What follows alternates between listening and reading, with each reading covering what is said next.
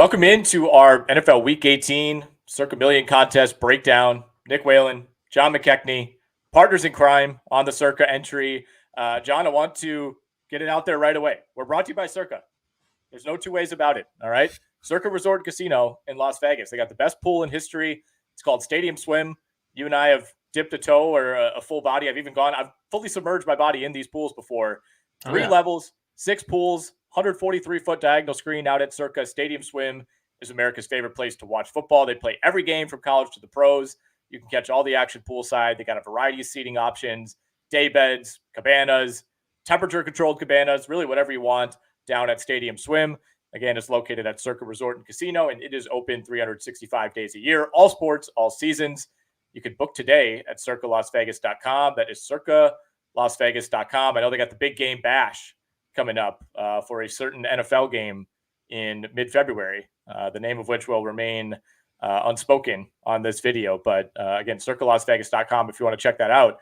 John, we are coming off of a 3-2 week in week 17. Normally, we wouldn't stand for that kind of mediocrity. But, in my research, talking to some other people that are in the contest, I think with as much carnage as we ended up seeing, some of the big favorites not only not covering, but losing outright, 3-2 is pretty respectable as far as week 17 went.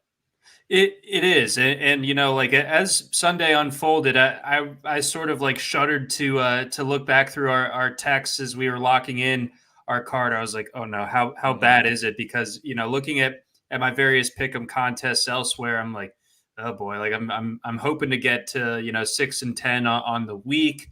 I really stepped in it with the Bucks. I felt like that was the trap of all traps. Everyone's feeling way too confident about a team that's mediocre, and the Saints, my opinion on them doesn't really change, and obviously we'll have to get to their game because it's one of the few where both sides have some playoffs implications, of course, but they are capable of games like that. So it was a perfect storm, and yet it was completely in my blind spot. So that one stung, but I felt like otherwise to come out slightly ahead in a week like that, where it's just kind of like Fury Road out there, feeling all right. Yeah, we'll talk about Tampa Bay and New Orleans when we do our full betting breakdown. You can find that over on the RotoWire YouTube channel, RotoWire Twitter, RotoWire Fantasy Football Pod.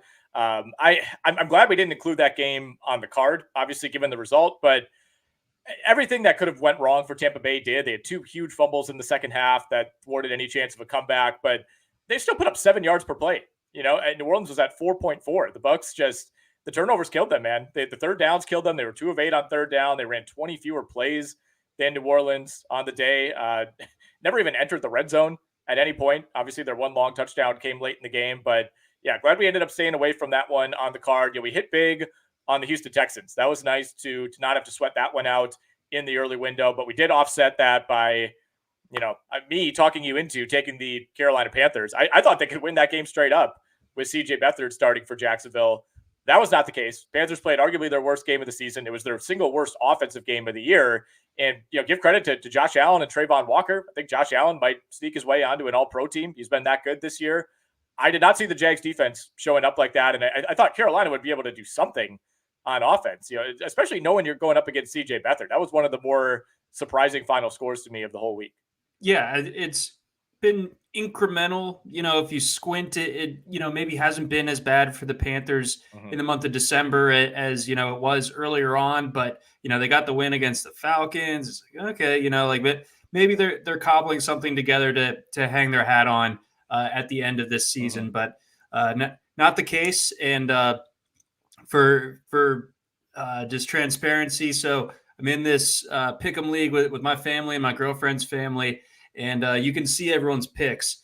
And my girlfriend pointed out that I've picked the Panthers way more than any person should this year. And she can completely talk that trash to me, A, because that is an embarrassing team to be riding with that often. And B, she's in the 95th percentile on ESPN's pick'em pool, in the overall. So she's a wizard at this, and I'm far from it, at least in that one. Well, hopefully some of that rubs off, just basic proximity for week 18. Full transparency, we did lose on the Rams as well. I believe we had that, was it 5.5 or 6.5? Either way, felt good about that one. We were in good position. And then, Gunnar Olszewski brings back a punt Rams almost end up losing that game straight up, but that was our second loss of the week. And then we hit on the 49ers. They end up covering without Christian McCaffrey for most of the second half. That was a 27-10 win over the Commanders. And the Ravens, I mean, we had to sweat it out, John, but they barely covered the 3 at home against Miami. Yeah, you're getting into the fourth quarter. You're only up 20-something points, and you're like, oh no, where is this going to go wrong? Well, actually, the 2022 matchup between those teams in Baltimore, like that actually would have been the case, but not this time. Different team are the Ravens, so they did not let that one slip away. They classlessly threw a touchdown late that Miami columnist Joe Shad really took exception to, but unbelievable. It's just rich coming from a team that hung 70 on someone earlier this year, but oh well. Let's get to the Week 18 board. Lines came out earlier this afternoon. We've had a chance to peruse. Obviously, there are some pretty significant caveats that we have to throw out there. And the games that we choose to talk about, we will lay out everything that's on the line. But in general, John, we'll each have some games that we'll suggest, perhaps make the card. What do you do with something like a Broncos Raiders game or a Chiefs Chargers game? Like, are there angles for games like that? Or are you trying to target at least one team having something on the line? Because I think there are more teams that are still alive for something at this point, whether it's, Minnesota or Pittsburgh that need to win and need help to get in. But, it feels like by now we have like at least kind of half of the league eliminated. Whereas I think at least 20 teams going into Week 18 could still technically make the playoff field or at least have some sort of seeding implication. Right. So that's an interesting point. Like there's just no movement for either of those teams other than, draft slot in the Chargers case. Broncos, Raiders, both those teams being eliminated makes that one a bit of a toss up. The Browns and Bengals, like their lot both being cast with the Bengals being done and the Browns being locked into the 5th seed in the AFC playoff race. You got 7 points to play around with. So I think, going back a little bit, I dug into the historical archive, and there's all of 2 seasons to play around with Week 18 data. But even still, the underdogs have really prevailed in Week 18 setups. And I think that there's good reason to believe that trend will continue this week. It's just hard to cover at this level if certain things are working against you, or there's odd divisional rivalry stuff going on. So I think it's going to be hard for a team like the Bengals to cover 7 points, even if the Browns really aren't bringing their A game or even really their B game to the table. I believe, like 60% of the underdogs have covered over the last 2 years in Week 18. So that feels pretty significant. You got a 32 game sample to play around with.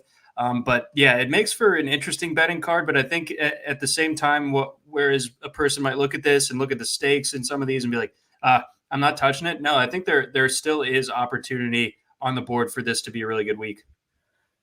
Yeah, I agree. I think if you do your homework, there are opportunities sitting out there, and I think there's like win totals are on the line as well. If you're somebody you bet those, I think it's Philly, Buffalo, Jacksonville, Denver, Seattle, Arizona, and Chicago. All those win totals coming down to Week 18. So you got people sweating things like that out.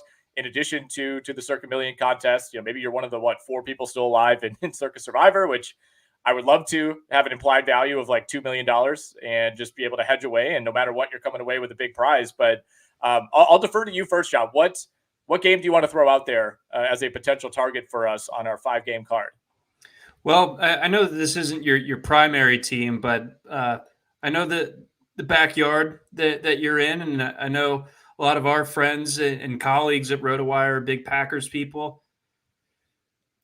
I would be very concerned if I'm a Packers fan this week. Yes. I am all over the Bears this week because it works out so beautifully for them. Like they already have the number 1 spot locked up thanks to David Tepper and the Carolina Panthers. Okay. So there's no stepping in the bucket a la Washington a few years ago where they win their last game, they lose out on the Joe Burrow sweepstakes, and end up getting Chase Young, of course. Nothing like that. Like you can win and it doesn't matter, which is great when you're a non-playoff team. Like you have that in your back pocket. You also get to play spoiler, and also, over the last 2 months, you've been a legitimately solid team, like probably maybe like the second best team in that division since the start of November. I know it's kind of a tepid sounding take, but I'm with it nonetheless. Like the Bears have been more than respectable. I know we hated having them against the Browns a couple weeks ago and watching that lead melt away. But I think them going to Green Bay with the chance to spoil their season, that's plenty of motivation. And a week where it's kind of hard to read the tea leaves on that kind of thing. We know for a fact that the Bears have it, and man, the way they've been playing. I mean, and also Justin Fields kind of auditioning to either be the guy in Chicago in the long term or to up his trade value. Chicago would certainly be interested in that potentially. Either way you look at it, it feels like this is a great spot for the Bears. I could see this one going either way. The number for reference is Packers -3. If it was Packers 3.5, I love the Bears. If it's Green Bay 2.5, I think I would lean Green Bay. I think this is going to be a really close game. I think Green Bay is cognizant of the fact that they were in this exact scenario last year, and the Lions came into Lambeau Field and won that game outright and knocked them out of the playoffs.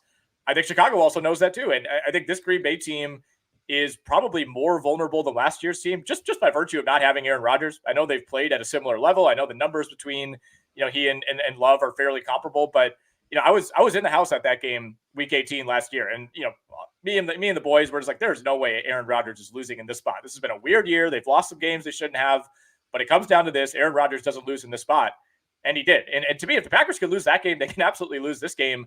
I think the Bears right now, as far as eliminated teams go, they're the number one team you don't want to play. I think Arizona is probably number 2 on that list, but the Bears, just blew the doors off the Cardinals a couple of weeks ago. I think they are a legitimate average team, maybe even slightly above average team, especially if you just take into account the last 5 or 6 weeks. They continue to get better on defense. They continue to be more consistent on offense. They forced 14 turnovers over their last 4 or 5 games. They're still committing a decent amount of their own, but it does feel to me like Justin Fields is starting to get like the inconceivable turnovers out, right? He had a few of those early on in the season. It's like I'm not saying they're playing mistake-free football, but they've at least started to limit those mistakes. Justin Fields does feel like he's building some internal momentum. We've had a few Bears people on the Sirius XM show this week, and we ask everybody the same question. Are they bringing him back? What's the vibe? And everybody has said, look, I think the team kind of wants him back. People are rallying around Justin Fields. Like there's an upswell of support for this guy. And obviously winning this game would make that the ultimate difficult decision for the Chicago Bears. Good note from the Action Network on this game. Eliminated teams facing a team that need to win over the final 2 weeks of the NFL season are covering at a 61% clip. So that would apply to, Panthers, Bucks, Titans, Jags, Cardinals, Seahawks, and then, of course, Bears, Packers. Not that we necessarily need any more math to push us in that direction, because I also have the Bears on my list. I think they could win this game outright. I think there's a little bit of maybe some false optimism on this Green Bay defense based on how they played last week. I think the Vikings just completely dropped the ball by not starting Nick Mullins. I think that would have been a different result if Mullins is in there from the start. And I think they bailed the Packers defense out. Yeah, complete unforced error. Like the stakes for the Vikings going into last week, and they're still not technically eliminated, but they have the longest odds to make the playoffs of anyone that hasn't been eliminated yet.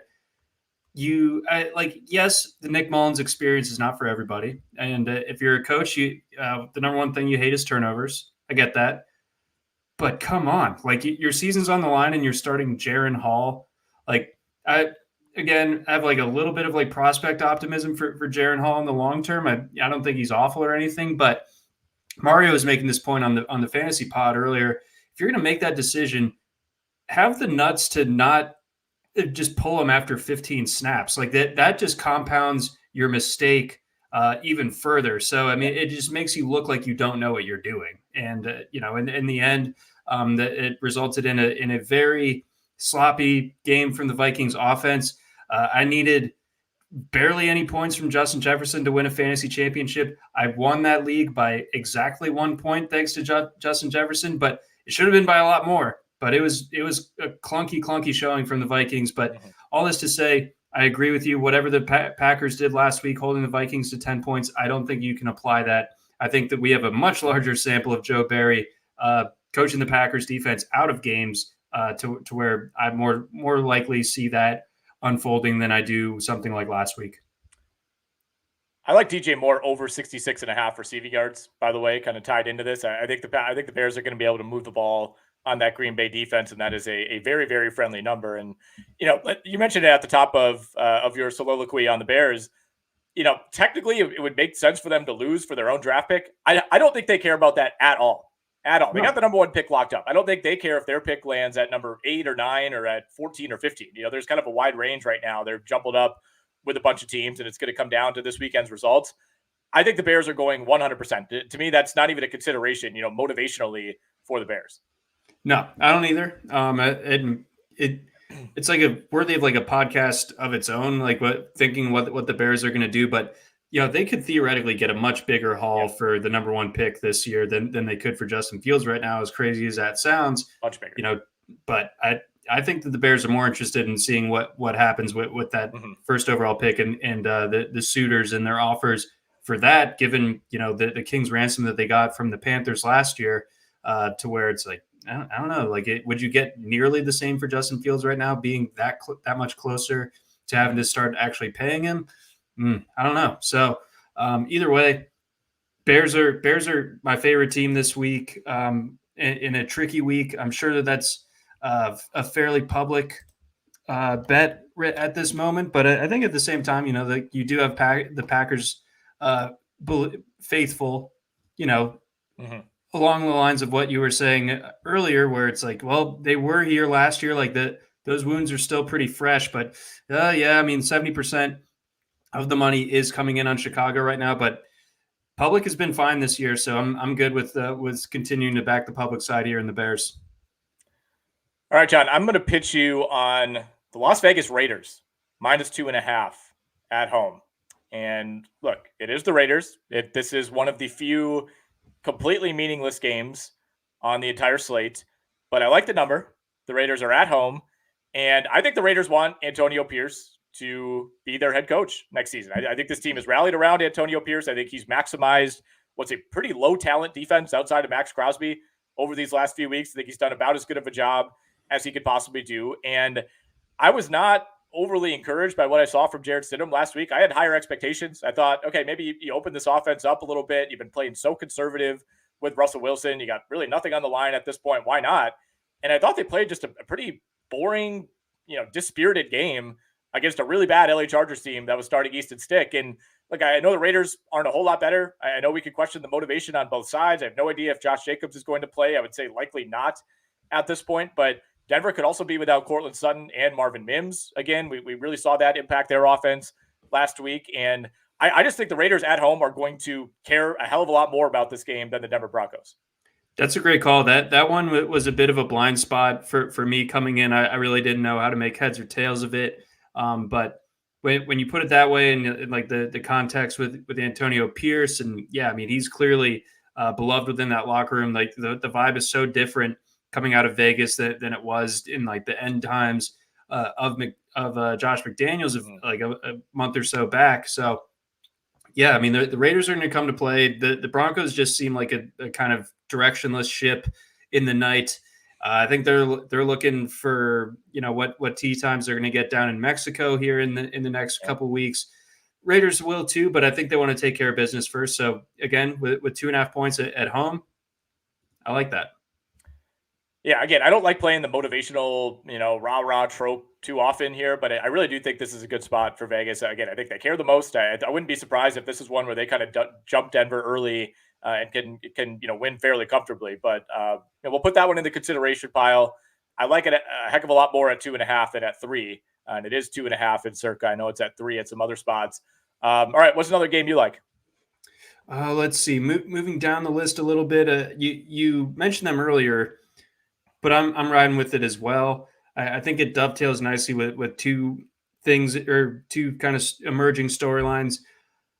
I think the Cardinals are pretty lively right now. The cat kind of got out of the bag last week with them, not even just covering, but beating the Eagles outright in Philadelphia. But beyond that, the Seahawks have been a tough team to trust throughout the course of this season. I think Seahawks fans are very thankful for what Geno Smith gave them last year, maybe a little bit less so about this year. I feel like this year could largely be considered a disappointment. for the Seahawks. And I honestly do feel like it continues here with the Cardinals having a shot with the first-year head coach to kind of get a nice win going into the offseason, and in the process spoiling a season for a divisional rival. So I think the Cardinals with that spread is definitely worth consideration, and I wouldn't be shocked if you see some interest from me on the money line also.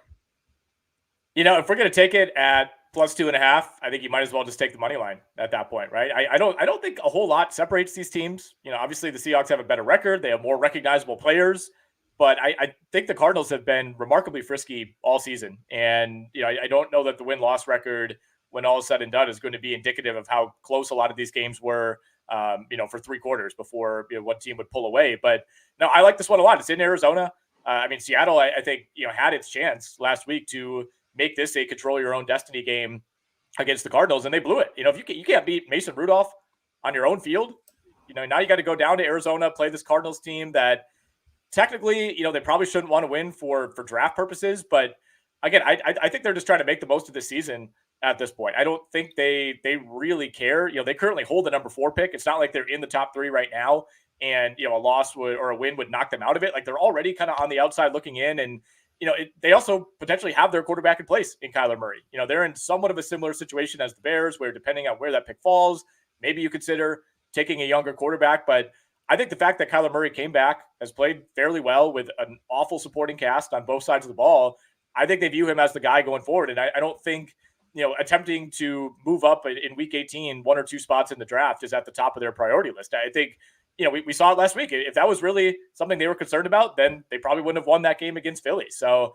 yeah, it's a lot to ask, I think, to get that kind of result 2 weeks in a row.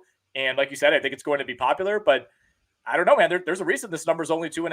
I think this is telling us something, and I don't really trust Seattle in this spot. Nope. That is the biggest thing to me is Seattle. That something up with them.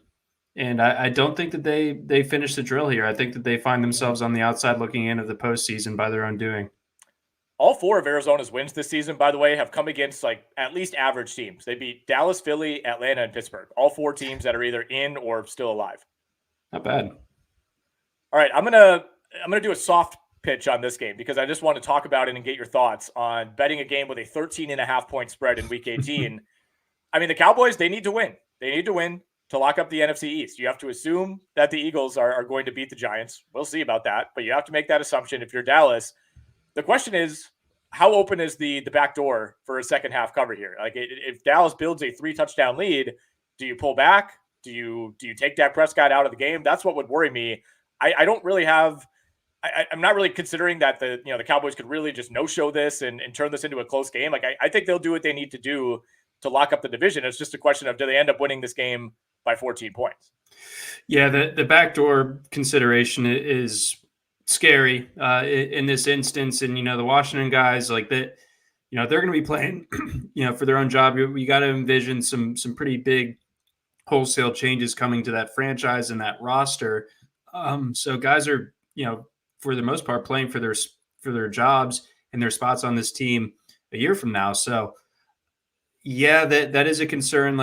Once we get into Cooper Rush territory in the fourth quarter, the back door could certainly be open. Do the Cowboys just kind of sit on the ball and just kind of run the clock out?